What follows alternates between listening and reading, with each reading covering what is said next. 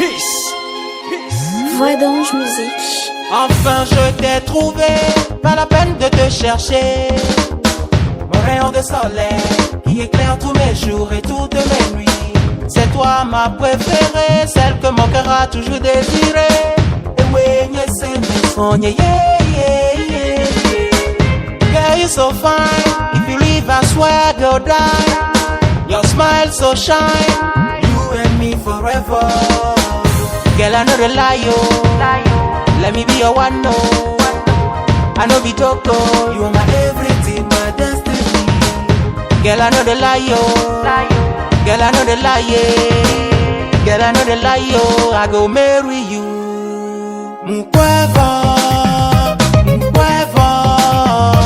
Long, long, kem leti, oh, yeah, mkweva.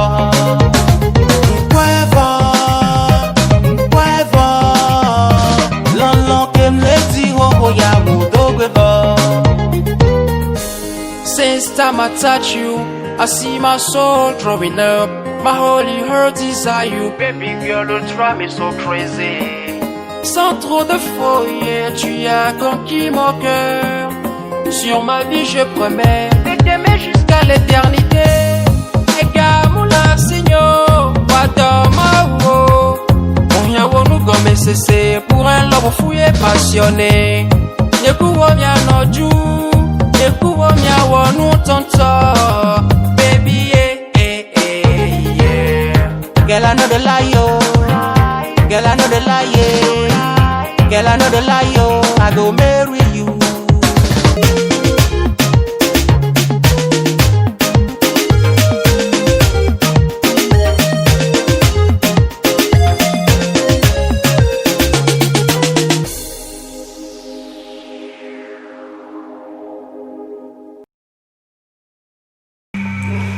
Look at it. Sit in a fight.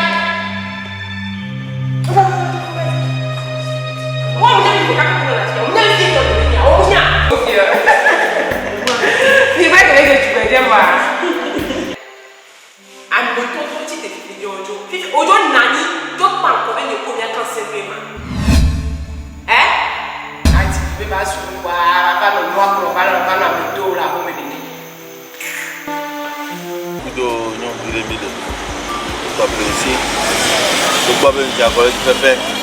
Parce que le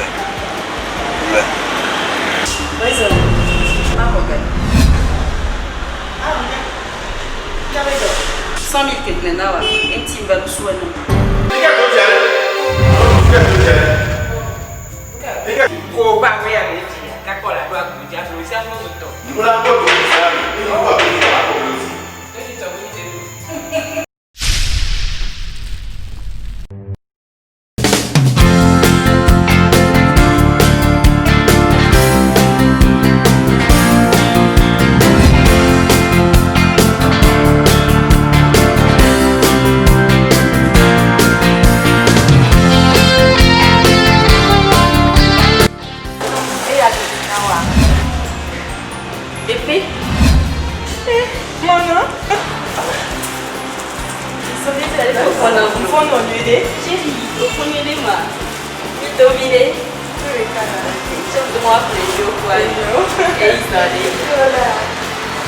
Mana, bine meselo, o couple aussi soigné, bine bien.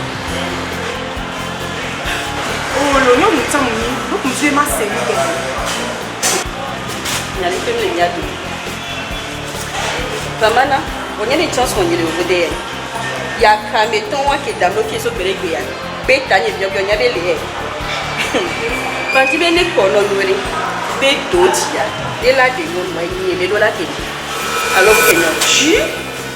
On va la gagner tout, c'est là toi l'occasion on a mis et pas d'autres tu penses. Que on est loin, ouais, on est loin d'autres. Ah ouais. Pour y aller filles qui a on l'embelle le ma. D'autres y a galé si il y a ino que le fou de d'aller ma. Quand on l'embelle nous le on y a qui les filles. Et quand bien y aller ouais. Maman d'autres. Donc quand si on est là bien mon plat. Et quand tu as oublié à toi,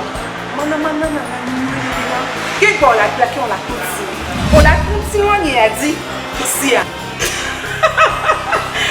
Be le monuele. Exade. Atona mo abeko.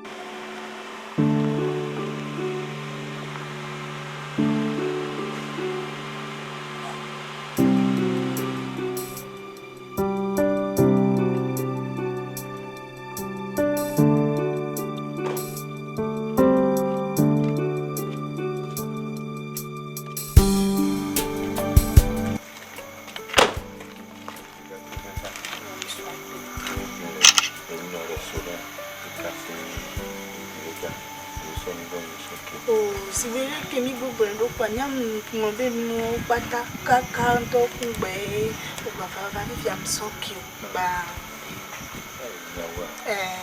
madwa hoya meli parce que son état est comme lui divina.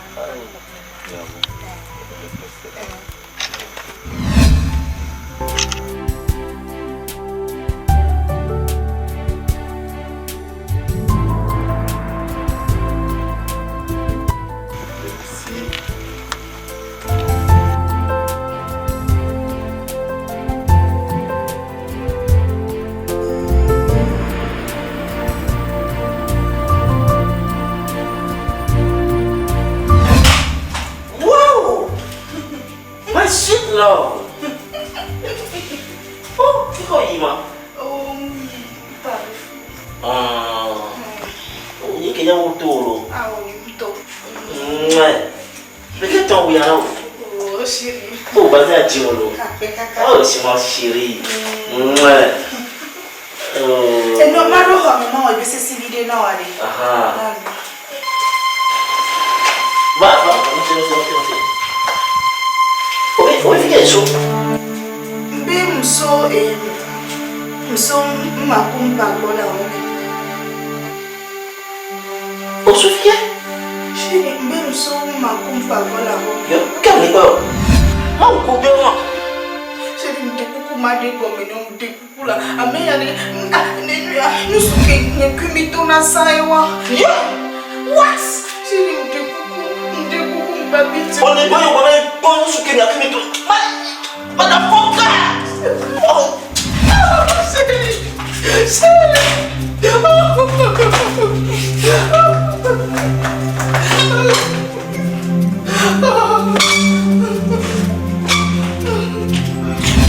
Sério, carinho. Sério.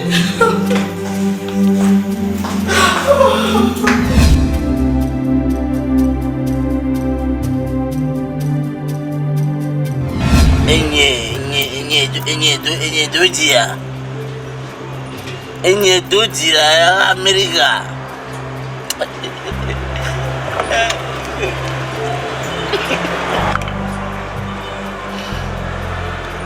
This girl is so bad, so bad.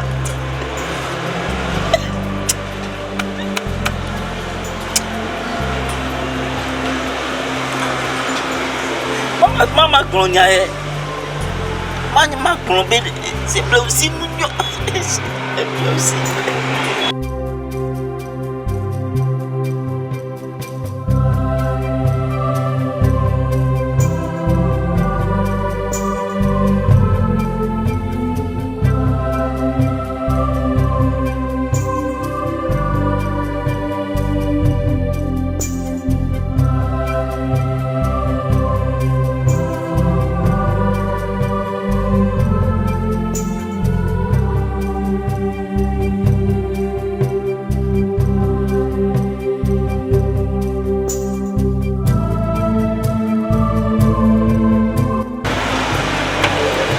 Allô? Allô, mana?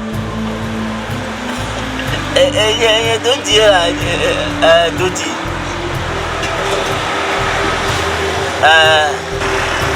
Mulai ba ke Carrefour ale. Mi bagbe. Mana vala mi bagbe la. Vala. Oh vala. No bangare munire mi bagbe vide. Vala bana bro ya obotola. Isare.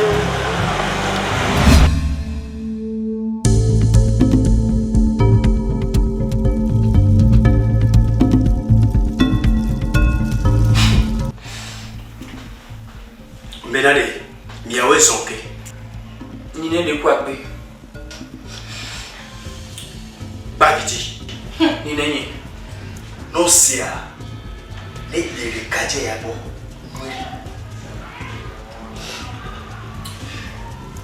Awe ya ko nyato ni. Ko. Eye de kaje won. Ke o to imoja gbe fun me ka ke o be to. Oh my God. Nene kaje ya. Ba ko lo ya ti le bi. Benade, ni abe bi menu church na ya le ro kudo. Alo nene ya. Ye ti jomi. Enu si am ke bi mo ne. Ne ja bi bi no e ple. Ye ti jomi ya mi si a. Ni abe fu me to keke. Baby, jalero. Ils sont là où est beau. Et puis il femme qui pourra corrompre là. Nous qu'est-ce que les quartiers, befouya, toi de nous donner. Bé, il y a pas de jamais dit. Donc mais nous qu'est-ce? Ah pas mais nous qu'est-ce? Yo, ah pas mais nous qu'est-ce? Ah pas mais nous qu'est-ce? Nine, de beaucoup dîner fano. Mais dîner et dîner fano Nine. Dotia, mon d'ici nous est. Mais quand Dotia l'américain, mon d'ici, Dotia moi on a nous bénions et ouais, un petit peu dîner de blé aussi. In fact, I can't believe this, but blé aussi il est tombé. Exactly. Blé aussi il est tombé. Pas de frontaba. Blé aussi tombé encore. Blé aussi tombé encore. Nine prépare les documents portables mais là. Bagiti. Navi. Blé aussi. Et nya ko va blé nya ko e to wa. Bro, e so be ko be. Ku fofo be ko. No la se. Blé aussi bro. Nya mo le ti be am de pepe. Ne blé ko. O kari ti be enye blé aussi que yo jesia. Mate wo mu ke yo le blo na wa. Bagiti. E finye nye chi. Onye pumpuna wa. No way me. Là aussi. Alors les gars, dit l'eau, alors me les dit wa. Qui a oublié que la leçon quoi? Benade, il sort que mi wa dire de tu la mo nya fi ke be letia. Ni be bati. E wa gba un soro. Señor, que me ha dicho mi por ahí. Wow.